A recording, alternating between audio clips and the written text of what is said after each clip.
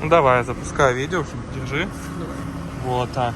Короче, всем привет. Я, значит, хочу, получается, понять, что происходит. Я вот перенес, дай на секунду, да? Получается, перенес генератор наверх. И, в общем, пока что у нас какая история, что... Блин, фонарик забыл. Пипец, я дурак. Ладно, сейчас покажу. Где фонарик? Вот фонарик.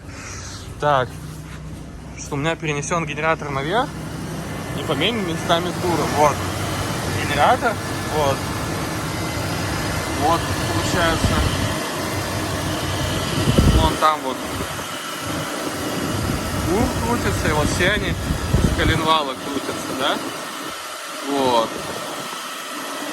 И какая история? Если, значит, получается, если я начинаю, вот машина стоит на месте, да, на парковке, если я начинаю вращать рулем, да, то вот, да.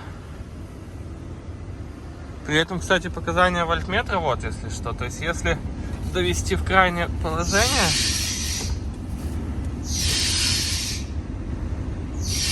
если совсем в крайне, видно, даже свет тускнет.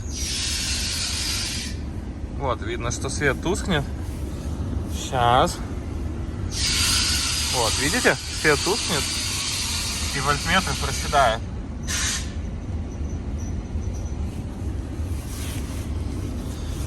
Вот. Если так покрутить. Вот.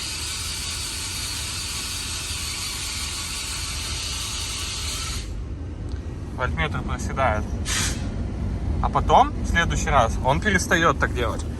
Вот, возвращаем колеса в исходное положение. Значит.